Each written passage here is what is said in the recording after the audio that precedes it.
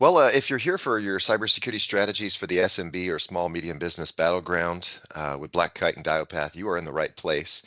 We'll go ahead and begin. Jeff, do you want to introduce yourself? Yeah, so I am Jeffrey Wheatman. I have an interesting title. I am a cyber risk strategist. Essentially, I talk to customers and prospects, and I take all the stuff that we learn from them and actually help make products better, help people sort of grow and kind of try to solve. Prior to coming to Black Kite, I spent 15 years as an industry analyst. I did some back of the envelope math. I have advised somewhere in the neighborhood of 75,000 security and risk leaders in organizations all over the world, all over the map as far as size and vertical. And I love talking about this stuff. And Sam and I did a bunch of prep. We actually ran into each other at an event a couple weeks ago, and we are looking forward to a fun event. And please connect to both of us on LinkedIn. We are always ready, willing, and able to help people learn. Absolutely. Yeah, thanks for saying that. Sam Bourgeois, I am the Director of Cybersecurity Services for Diopath, and excited to have this conversation. I've been following Jeffrey and Black Kite in general for some time, and it's just a real pleasure, real honor to be on the call with you. You've inspired me, and I've learned a lot from the things that you've been sharing and putting out there over the years. So appreciate that. It's a real honor to be here with you. Appreciate that. Same. Let's jump in. Let me just start with a question, if everybody's game for that, for just a minute. Let me see here if I can get this kicked off for you. I've got a question coming through on the Q&A, and let's do one what. And then Jeff, you said 5 is very okay, so very confident. Okay, so based on what you see on the screen, here's your poll, and I just dropped into the Q&A. So 1 is what, and 5 is very confident. Feel free to add your own commentary there, but on a scale from 1 to 5, where would you put yourself? Where would you put yourself on that answer to that question, on that spectrum? How confident are you in your cybersecurity posture or your supply chain today?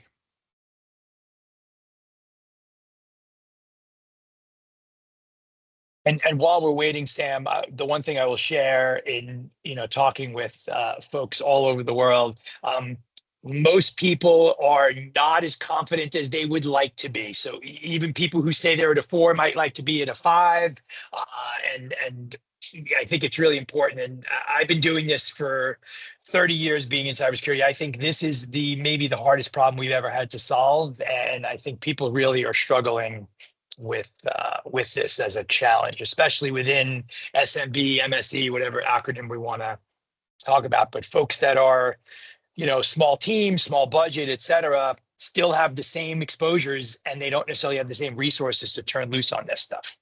Mm-hmm. Mm-hmm. Yeah, I feel the same way. I think the funny thing is the results are really, I don't think they're disingenuous. I think people really mean it when they say the things they say to us. But I think in these conversations, even the folks who say they're pretty confident, it's actually because they're uninformed in many cases. And once you start to kind of explore that, they recognize that and they say, oh, well, actually, I didn't know I was supposed to be worried about that. Or, some folks might misunderstand the context of the question. They might say, well, I'm pretty confident. We have a very robust third-party risk management program. And what they really mean is we onboard and we go through a pretty structured, defined, and somewhat security-minded approach to onboard new vendors. But what they don't have is any kind of approach to managing the risk of those vendors once they're part of their stack, once they're part of their environment in the long term. Do you agree with that, or? Yeah, no, I definitely agree with that. I actually just did a recording for our customer community on 5 use cases in third-party risk that I think people are not using, and that ongoing monitoring I definitely think is one of them. I did a certification early last year with in third-party risk management. I don't even remember the entity, but someone on the call said, so we assess the posture of our third parties every 3 years. Is that okay? I had to mute myself and bite my finger because I wanted to scream into the microphone, no, that is not okay, right? we are constantly being exposed. We see all these new vulnerabilities, all these exposures in our digital and physical supply chains. And I think especially for mid-sized enterprises, small businesses, such as we're talking about today, I think they have maybe even greater exposures and less resources to throw at this problem. So they're sending out questionnaires, and maybe they're looking at them, maybe they're not. But I think you're spot on. This is not a point in time snapshot thing, or it shouldn't be a point in time snapshot thing. A lot of people don't know that there's a better way to do that. And that's some of the stuff we're going to talk about today, which is You there is a better way.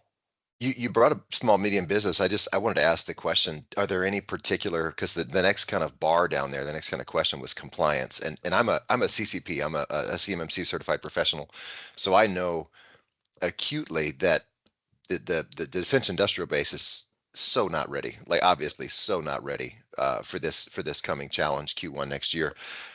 What are your thoughts? What are some other compliance, let's say some compliance requirements that are be coming down the pipes that people are just not ready for when it comes to third-party vendor risk management? Great question. Even just thinking about just in the US, right? We have CCPA, which is not new, but if you're collecting any customer data and any of those people live in California, if you are in or around financial services, and we know there are tons of small and mid-sized companies in those Mhm. markets, you have to deal with NYDFS. The digital world is so spread out. It's no longer just about where is your headquarters and where do you do business, because everybody's doing business all over the place. And then the other thing that we're seeing, and I think this is has outsized impact on smaller organizations, are regulations like the ruling around the SEC, looking Mhm. at DORA out of the EU. So for those of you that don't know, DORA is an operational risk framework that has been pushed out. It's actually kicking in January of 25, but it's already being looked at, which is around operational risk within financial services. And you say, well, we're not in financial services. But if you're doing business with those folks, they're looking to you, and they're Mhm. looking to you to look to your partners. So this sort of ecosystem risk that we talk about, or nth party risk, is becoming a problem. And I always, the example I would use, my wife has a very nice business that she runs out of our kitchen. My wife has 35 suppliers on whom she Wow. depends, and she has 2 employees. Wow.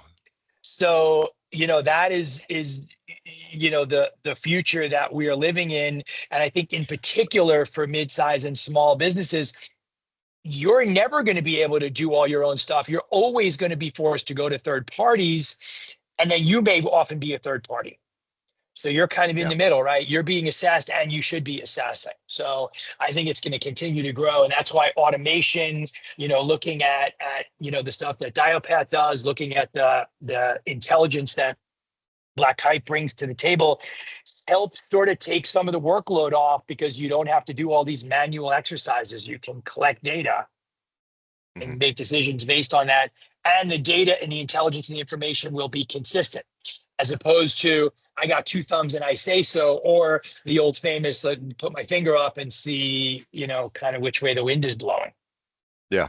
Yeah. The superficial way of doing things where, we monitor our domain, we're good to go. No, it's not going to cut it. And even the, like we talked about, the management, the onboarding, that's not going to cut it either moving forward for sure. So, Yeah. do you want to just tell us a little bit about resilience? This is I know one of your keywords here. Yeah. So resilience is, I think, underutilized. I think a lot of people talk about business continuity, and they think about what happens if our building collapses, or if the data center falls into a sinkhole. But it's so much more than that. It's what happens if a file gets deleted by mistake? What happens if during a terrible storm, a key person can't get involved? So resilience, and I'm going to badly paraphrase a Zen proverb, which is the willow tree lives on because it bends in the breeze and does not break. So resilience really is about how do you maintain a minimum level of viability no matter what happens, right? So if it's a provider that falls over or has a breach or loses some of your data, and Resilience then is very much about where are your dependencies outside of your perimeter, both digital and physical, right? So it's not just outside your firewall, it's outside your physical. If you're manufacturing, if you're building widgets, whatever those widgets may be.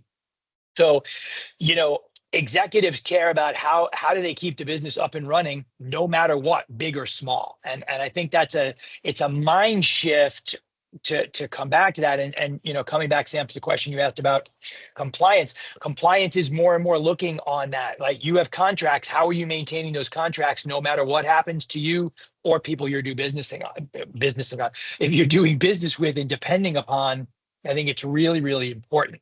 And you know, we had an internal conversation last year about resilience, and our COO said, "I'm happy to talk about resilience if you can define what it is." And that's kind of where we came to that: maintaining business operations at some minimal viable level. Yeah. Yeah. And for those of you who were curious, I always want to be aware of throwing out acronyms without unpacking that. The CMMC I referenced earlier, that's the Cybersecurity Maturity Model for Certification, and that's an effort by the DoD. Used to be with NARA, but it's the DoD Office of the CIO to establish a framework to do exactly what we're talking about here, which is protecting our supply chain, protecting our critical infrastructure, protecting our fighting forces. And so, you know, in a nutshell, people always ask me, you know, what is CMMC? And that's what it is. It's resilience, and it's protecting the men and women at our front lines and the defense contractors throughout the supply chain from, you know, these constant attacks that we're seeing, and not just attacks, right? Like, we don't want to simplify it or oversimplify it.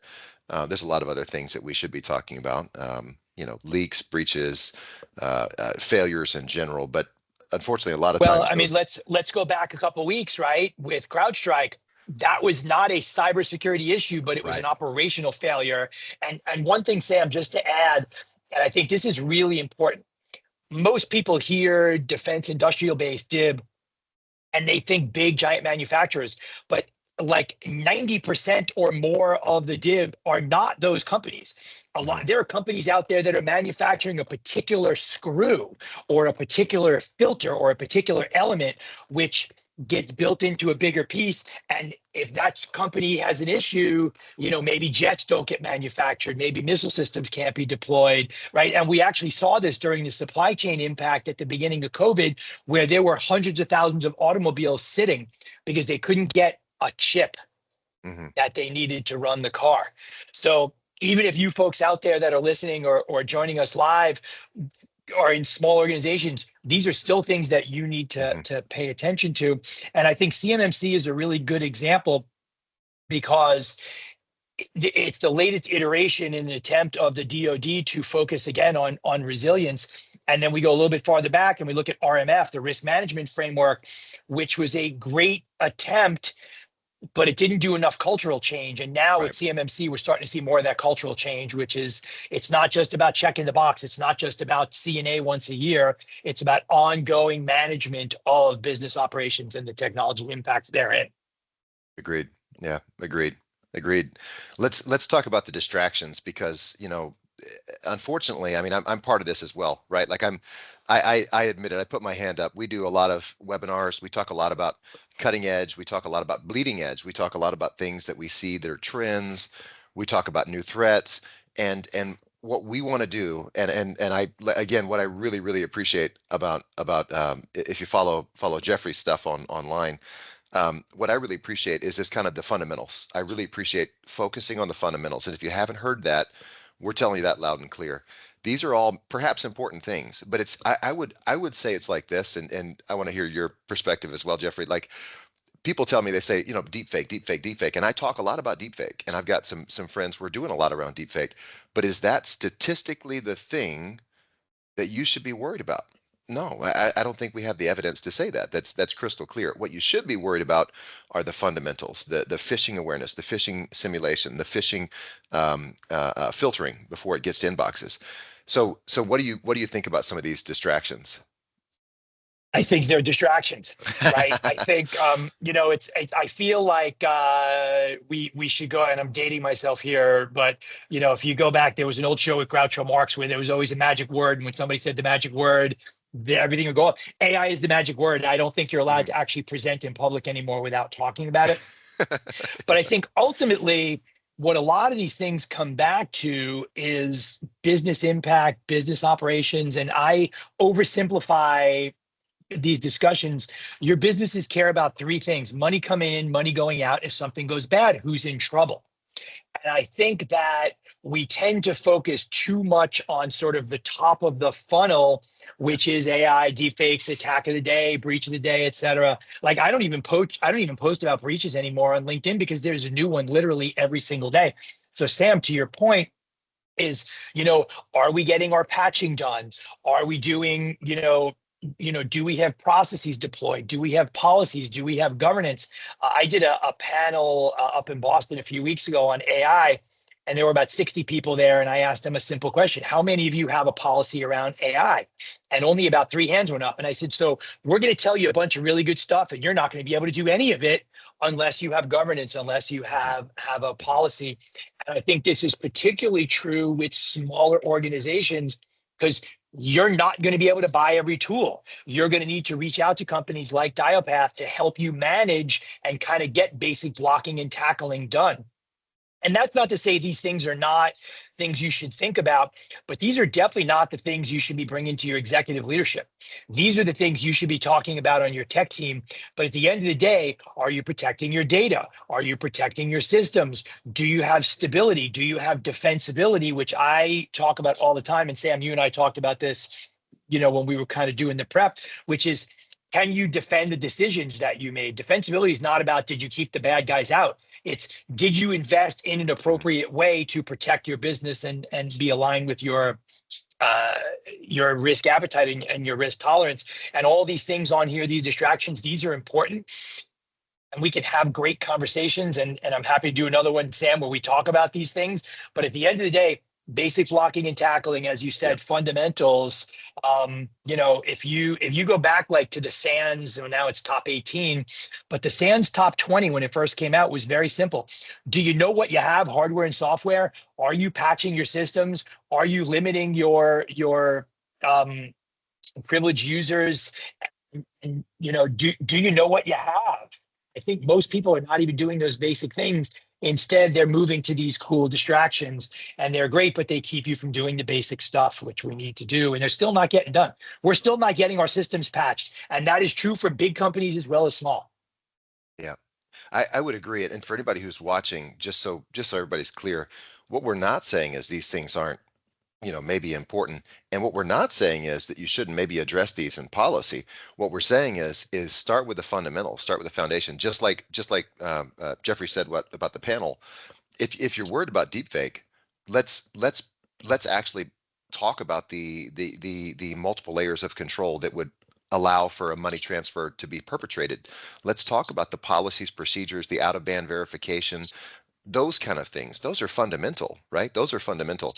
If you're worried about AI, do you have an AI governance document? Is there a charter? Is there a work group who's talking about these things? Because if you're just looking for a widget or a tool or some kind of security out of box thing that's going to protect you or do something or turn something on, you're a couple of steps ahead already, and you haven't addressed anything in between, and that's what we're going to unpack today for you, Right. really here And today. one of the things, Sam, I just want to kind of talk about too is this attack of the day. I think this is really, really important. And I have some friends that have done some great work on this. Any given time, there are literally hundreds of thousands, if not millions, of open vulnerabilities out there, but only a few dozen of them are actually being actively compromised. So, you talked about CMMC. I'd actually like to call some attention to the work being done on KEV, which out of CISA, which is known exploited vulnerabilities. What they do is they track all the vulnerabilities, but the KEVs are the ones that are real and Hmm. have active exploit code out there. And I think that's a really good narrowing funnel. So sure, we should be aware that this cool theoretical attack is out there, but at the end of the day, there are attacks out there with known exploit code. And if you're not taking care of those, all the other stuff is sort of a rounding error. So, I Yeah. think that, being able to funnel those things down again back to you, as you said, fundamentals, I think are super important. And if you're a sports fan, it's the same thing, right? Whenever you watch a football game or a baseball game, if you're not doing the fundamentals, you're going to lose more often than not because everything is based on those. Yeah, yeah, I would agree. I would agree.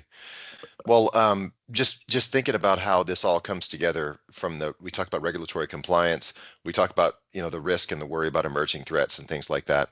Do you want to tell us a little bit about what this Venn diagram means? Because I think it's fantastic. I think it's a great illustration of some of the conversations we've already had thus far in this call.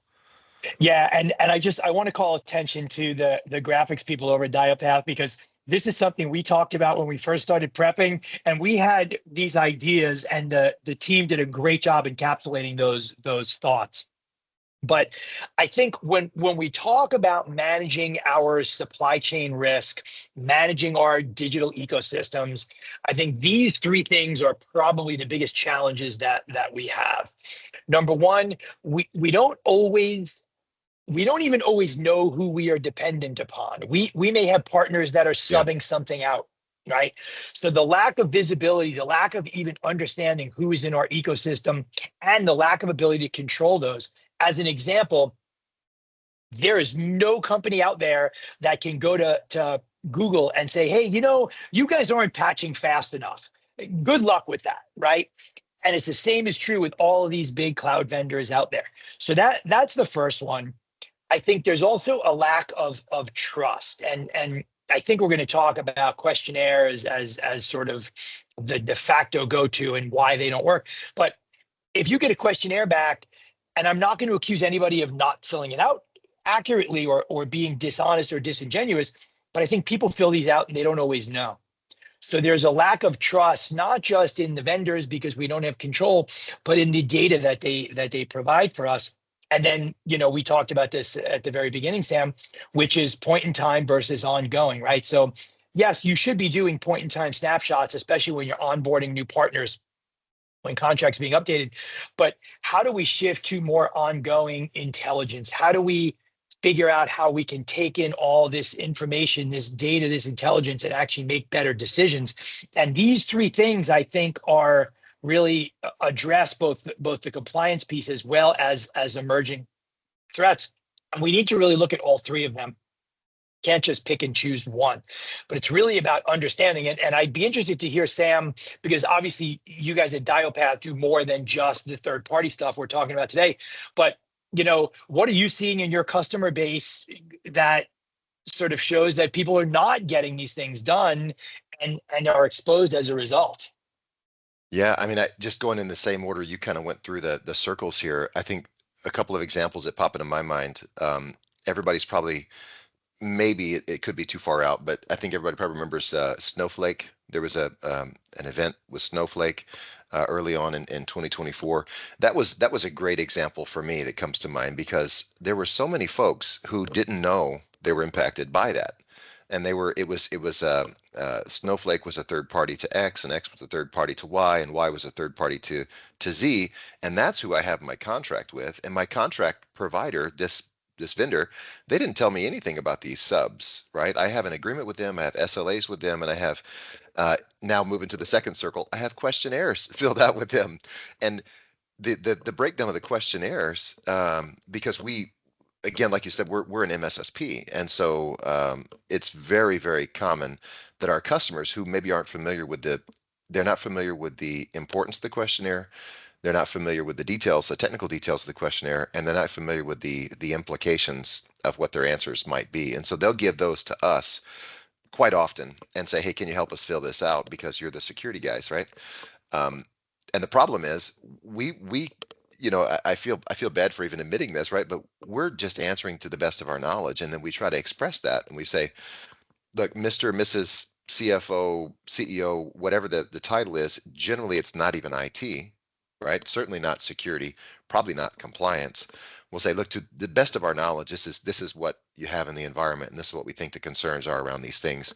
Please do double check our answers. We filled out, approximately 35%. And I don't know what happens to it after that, right? So I would completely agree that the idea of the questionnaires is just that's just a giant black hole, I think, in this country in our cybersecurity ecosystems. And then the point in time versus ongoing, we kind of talked about that already. That's more or less a no-brainer. If you're if your supply chain has answered a question, I can give you an example from when I was working with some education organizations many years ago. Um, there was a vendor that was buying new student information systems. And as they would buy them, as they would procure them, they would just kind of turn down the old services and use it as an archive and then move on to the new thing and migrate data, improve the service. You'd have version 1.0, 2.0, 3.0. Well, what we found out was they had a breach. And what we found out was that version 1.0 that they had acquired some many years ago, at the time, security standards weren't what they are today. And it was just an unencrypted digital archive. And all that information was completely exposed. And so what I'm saying with that is the vendors need to have a complete, full stack review on a more regular basis, but it also needs to be something that's kind of kept tabs on constantly. If they were under attack, how would you know that? Going back to my snowflake example. So I don't know if that answered the question well enough, or maybe too much, but Yeah. that's No, my but I thoughts. think I think you hit on some really interesting things there, right? And Snowflake Move It was another example. Mm, We heard from a ton of our customers that they were not using Move It, but their vendors were, and they had no idea. And the example that I use all the time. So I don't know if anybody out there is in the hospitality industry, but there's a company out there called Seven Rooms. So Seven Rooms is a CRM for hospitality. So they serve hotels and restaurants. Well, they had a data breach about 18 months ago where they lost a bunch of data, but it actually turned out they didn't even have a breach. They had a third party data transfer agent who had a breach. And I spent hours trying to find out the name of that company and was never able to. So I'm a hotel. I bring Seven Room, and that's not to hit on Seven Room because this happens all the time, but the an inability to really get to that certain point, and that's why the concept of software bill of materials, SBOM, is so important. And unfortunately, the U.S. federal government was pushing that. They have sort of pulled back a little bit, and I think because the big vendors are telling them, well, we can't do that. And software is very different now, Sam, than when we first started, where there were actual versions. There's no version in a lot of these software things. They're constantly doing updates. Like, some of the big cloud providers, they may be updating their critical applications multiple times every single day. And no one has any understanding. And you made an interesting thing, and I tell the people this story all the time. Many years ago, I worked at a company in New York, and I won't name it, but if you look at my LinkedIn, you can see it. Well, our Lotus Notes administrator did some testing. He spun up a Lotus Notes instance in our DMZ. He did his testing. He brought the server down. 2 years later, we had a power outage. The system came back up. It had not been patched in 2 years, and we were oh my automatically gosh. we were immediately compromised. Wow. Right. Well, we Wow. had no idea. So, of course, we then put a process in place, which tracking stuff sitting the outside. But that kind of stuff happens all the time. And because of this, not having real time ongoing data, people are constantly exposed. And for folks out there, your clients are smaller companies. You don't have the ability to keep all this stuff documented. So using services such as Diopath and using intelligence sources such as Black Kite really helps people have a better understanding.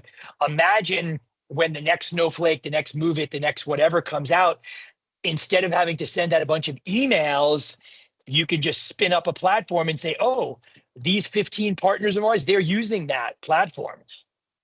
And being able to make decisions, even if you can't necessarily make change, at least you can go to your executives and say, hey, we're leveraging this Mhm. and we don't know what's going on, right? Because again, you're not going to be able to tell these companies to patch.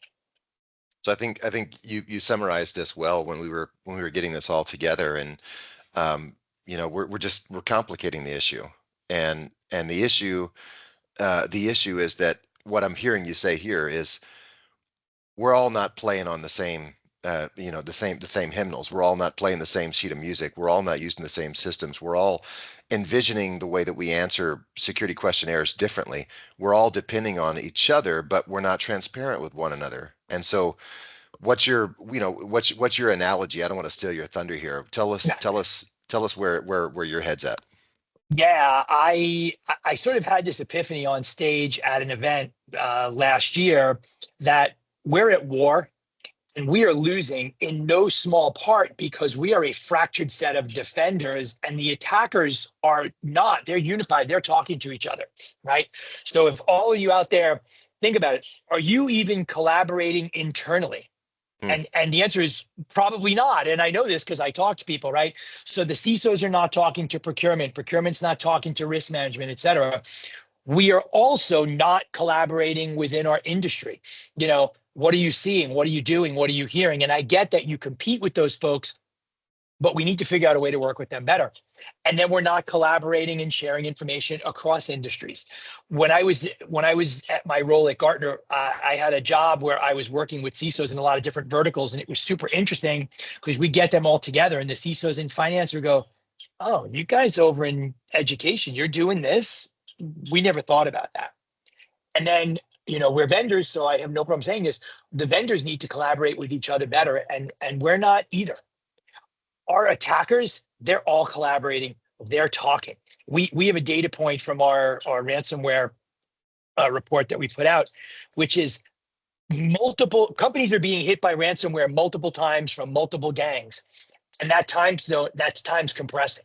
It used to be 90 days, now it's down to 7, right? Well, why do we think that's happening? Because the bad actors are talking to each other as well. We need to do a better job of strategery. We need to do a better job of collaboration, and we need to have better ways to be able to do that without exposing our sort of intellectual property. But what is it we're doing? How are we doing it? And to your point, standard questionnaires, right? Standard repositories for what other folks are doing. Being able to have a centralized place to collaborate, and we're not doing it, and the attackers are, and that is a big chunk of why we continue to lose. We're not working together, and they are. They will win every time in a situation like that.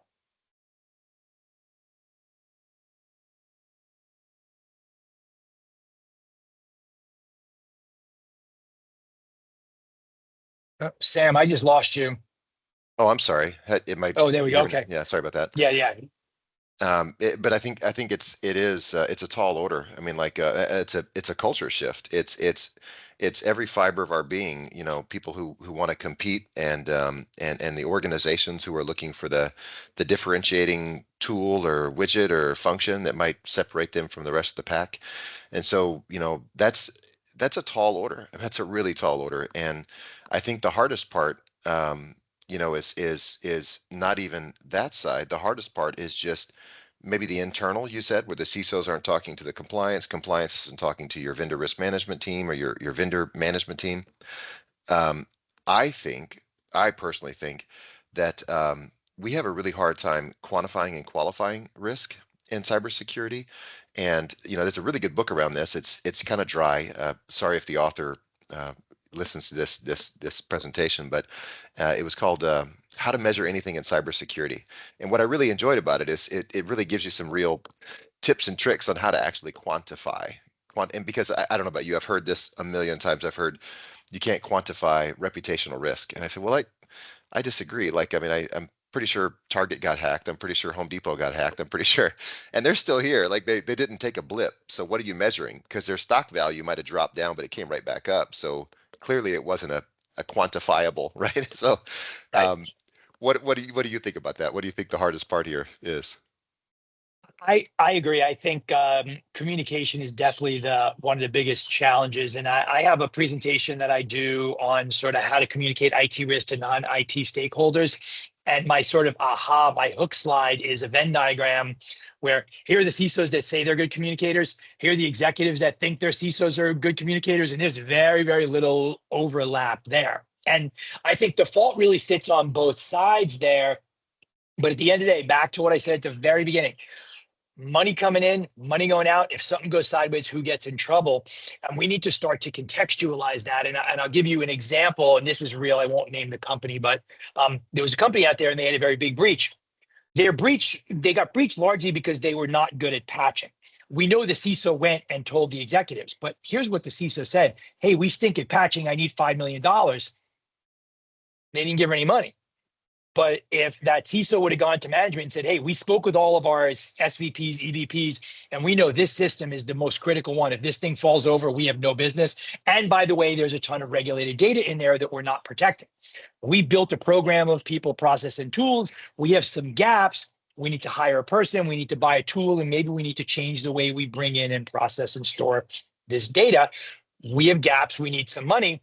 Now, maybe the CISO still doesn't get the money, but at least now the business understands what they're saying no to, as opposed to, hey, boss, I need $5 million.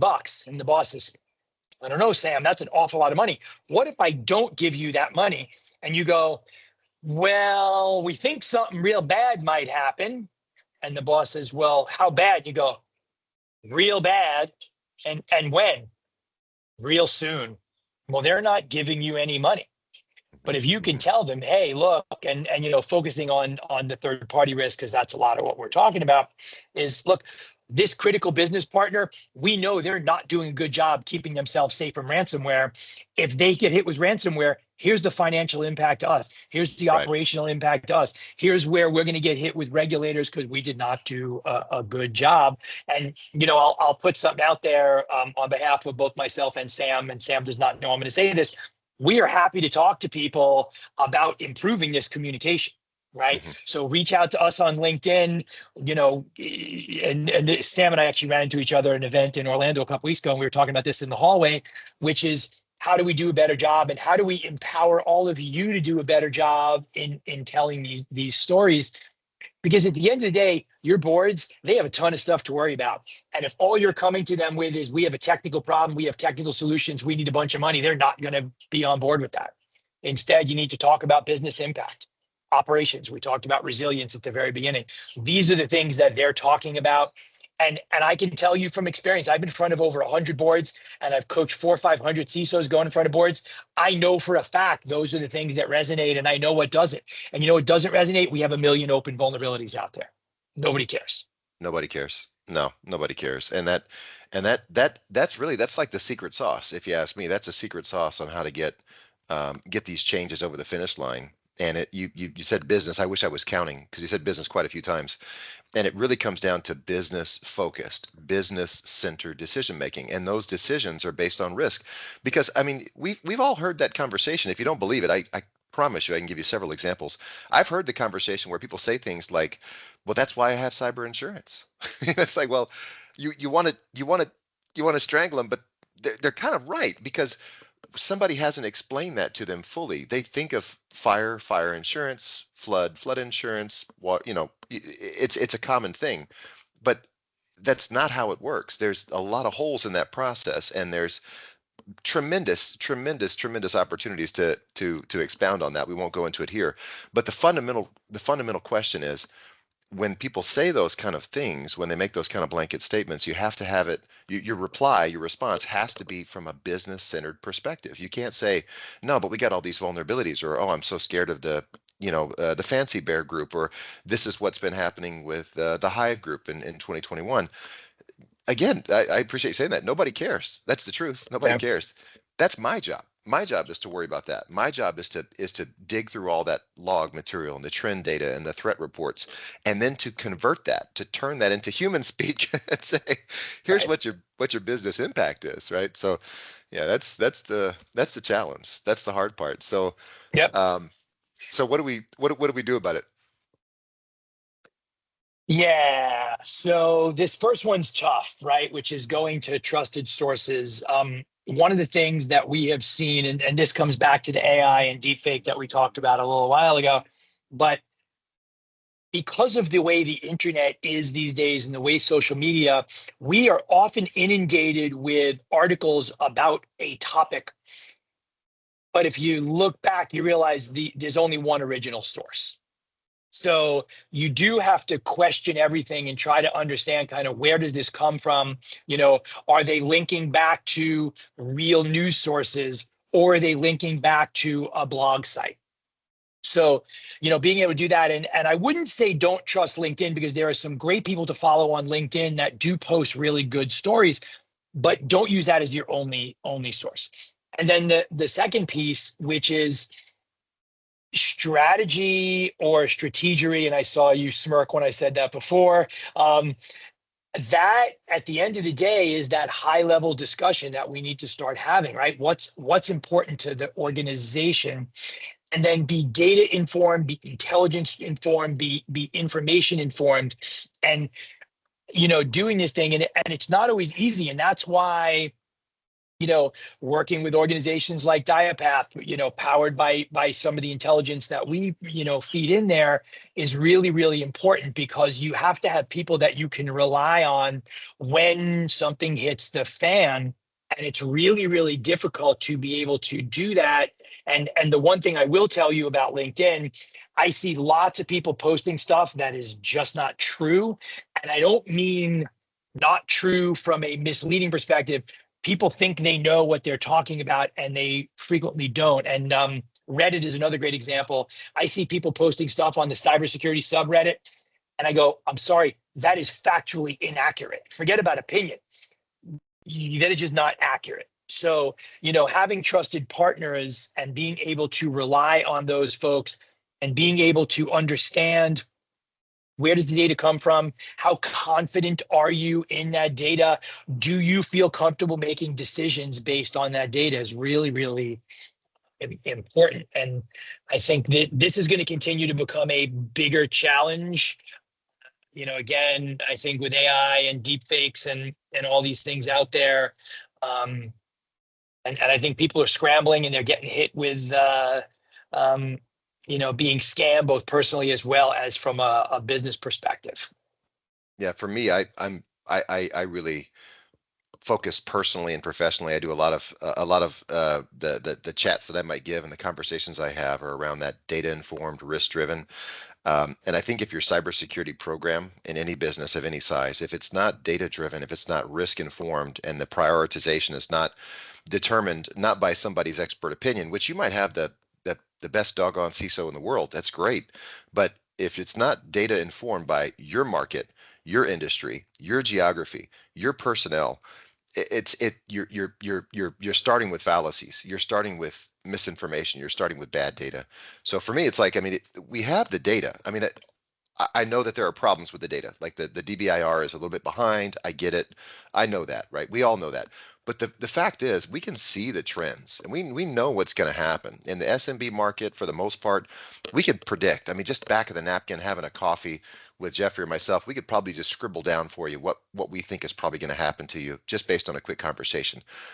But it's ironic. Like, people just don't do that. They don't do that. They want to focus No. on a tool or a widget, an easy button.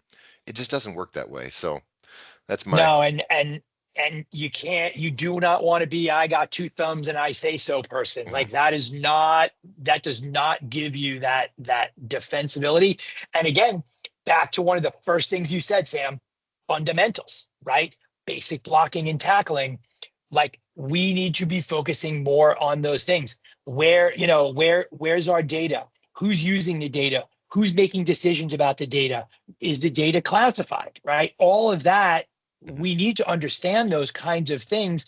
And you talked about how to measure anything, and I actually love that book, and also Failure of Risk Management is another one that Doug Hubbard wrote that I think is really good. But one of the things that he talks about is the concept of a Fermi analysis. So Enrico Fermi was a physicist, and he used to teach at University of Chicago, and every day, every class, his first class, he would say, how many piano tuners are there in the city of Chicago? And people go, well, how do we know that? And he would walk them through an analysis. And he would say, well, what's the population in Chicago? What percentage of people do you think have pianos? How do they get to, right? And he was able to come within a reasonable factor to make decisions. Mm. And if you've seen the name of the movie just jumped out of my head, but the movie about the Manhattan Project, not Heisenberg, the other guy. Well, but anyway, so Fermi is the guy who cuts up the little piece of paper and drops it in the air, and he's able to predict within a factor of 10 what the nuclear blast was, right? So there's always data that we can use. Mhm. There are always ways we can combine this data, and any data, as long as it's trusted, is better than no data. And then we can move away, but we have to be honest we're making this assessment, right? The risk is between X and Y, not the risk is $1,319,317.56 because nobody's believing you and they should not. Yeah. Well said. Well said. I can't think of the name. I can't help you out there, but clearly you're a Breaking Bad fan, so. Yes. um, what can we do about this fracture? Because this is something we basically recreated from your mind and from Yeah. some of the black kite materials. Tell us about this. Tell us about this fracture. So I think that the concept of intelligence, right? So I always say data is ones and zeros. Information is what you do is what you get when you analyze those ones and zeros. And intelligence is what happens when you apply a business context, right? So what is it you care about? What do your executives care about? So collecting all of this technical data, right? So you got to make sure it's timely. It's got to be relevant. So, you don't want extraneous information. You want to have a confidence that it's accurate and you want to be able to operationalize it. And then combining that with the financial analysis. So we understand if this partner falls over, it's going to cost us $50. If this other partner falls over, it's going to cost us 50 million bucks. So how do we, how do we combine all those things so that we can make better informed risk decisions and have defensibility? We're not always going to make the right decisions, but unless we can articulate why we made those decisions, we're going to be caught flat-footed.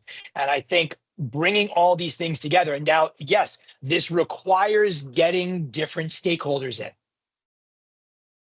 You can't make this decision by yourself. You can't do this just as security. You can't do this just as third party or IT. So bringing all of these things together so that we can take the intelligence from the threat landscape, that we can take the business intelligence and help provide better decision making for our executives and our leadership. And that's where, the partnership that we form with Diopath, I think really is so powerful because Diopath has created a great process-based mechanism for managing your security infrastructure. And the better the intelligence we feed in there, the better and the more defensible our decisions are. And that's really where we need to get to. We're not always going to be right, but we need to be able to explain why we made the decisions we made. Again, I got two thumbs and I say so is not going to be defensible. And one last thing, 10 years ago, you could say, well, I didn't know about that, and you'd be okay. Plausible deniability, no longer. Now what your partners are going to say, what the regulators are going to say is, well, you should have known about it. Mm-hmm. Mm-hmm. I agree. And I'll just say this, what I think is kind of par for the course. I see a lot of people that say, what do you do for your third party vendor risk management? And they might, they might have a tool that maybe checks in on their major vendors. For example, they'll put their major suppliers into some kind of system and it monitors domain and basic threat intelligence, et cetera. What I think is really interesting about the black kite approach is it really does it almost. I'm not cleared by marketing to say all this, but I think what I like about it is it kind of digs a little deeper and it goes to that nth party. We talked about that a little bit, and I don't know if we explained it, but you hear a lot about third party vendor risk management, and so third party, obviously is supply chain, right? Like your first party, your second party, and then the underlying technology of the second party, the vendor you might use. And what I really enjoyed the first time that I saw the Black Kite product was the ability to kind of tag multiple things further down than just a third party. And that's what we mean by nth party. We're talking about down the supply chain. So imagine like this is a little bit utopian, I think, but imagine if people would self-report the tools that they're using, right? And then imagine if we could crowdsource that information and say, oh, all these folks have self-reported they were using Snowflake or Move It or whatever the case may be. That would benefit everybody. It would benefit the entire community. And so that's the direction I see that I see you guys going in, and that's the direction I want to be a part of as well. So. Yeah, that was a lot of great stuff, and I agree, and it comes back to the thing we talked about, which was the collaboration, right? And talking about software bill of materials. And here's the thing I find interesting: everybody always says, "Well, if they know what we use, we're exposed." Yeah. And I'll point back to, and I can never remember if it was Vince Lombardi or one of the basketball coaches, but he said, I don't care if you know what I'm going to do, because if I execute, I will win. Hmm. Right. And I think that there's a fear of exposing what tools you use. And I have news for you. The bad guys know, they're figuring this Yeah. stuff out. And you know how they know? They're looking at your job postings and they're going, ooh, LinkedIn. they're looking for somebody with Snowflake capability, right? So I Yeah. think it's really, really important. And the other thing too, I just want to come back. We're not saying all of you folks out there need to do real-time analysis. What we're saying is you need to do better than once a year or once every 3 years. And the partnership that we have with Diopath can help get there. So you're doing it once a year. Let's do it once a quarter. Let's do it once a month. Let's do it once a week. And we can build these efficiencies and be able to tweak our process and learn from other people. One of the things that we do is we frequently share things that we have learned working with our bigger customers. We have customers that are monitoring 100,000 end parties.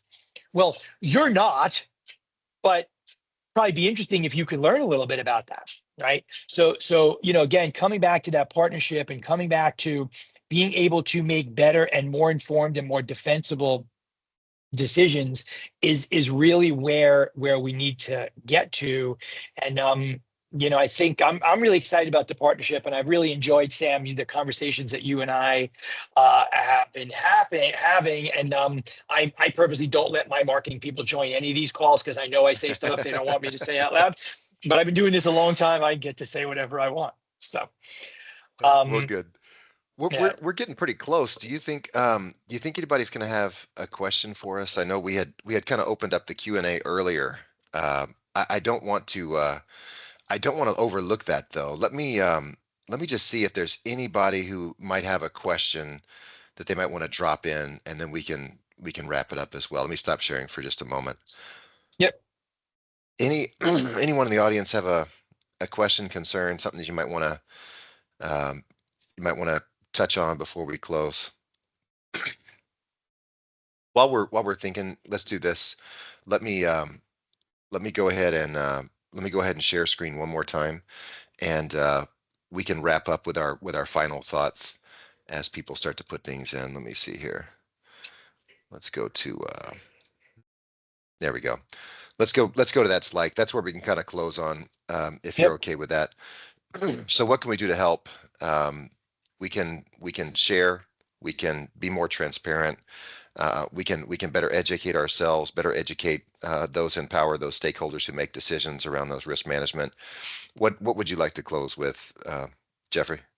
I think there are two things. I think one is this is a collaborative effort. Um, I think the question of who owns this is a bad question because there isn't really a right answer. So I think we need to involve procurement. We need to involve risk. We need to bring in, our third party acquisition process and security and IT. So I think we need to do all of that. And then the second thing is it's okay to have a problem without a solution. If everyone recognizes that we have a problem without a solution, that is useful information. I think what's very dangerous is if we think we don't have a solution, we don't share that, and everyone thinks they have the same thing. There's a great logical fallacy called the Abilene paradox. And what the Abilene paradox talks about, and what's interesting is, and I'm a student of this stuff, and I only learned about this maybe 6 months ago, it's a groupthink problem where a decision is made because everybody thinks everybody else wants it, but in fact, nobody does. Hmm. Right. So let's get it out there. Let's talk about the problems that we are struggling with, and let's work together. Reach out to people like me. Reach out to people like Sam. Reach out to other people that and follow. And sorry, my neighbor just came out, and my dog is a little bit of a jerk. So I think listening to people and being able to understand and learn and understand that some of these things are their works in progress. We're not going to get 100% of the solution tomorrow, even if you listen to me and Sam. So those are my two kind of closing thoughts.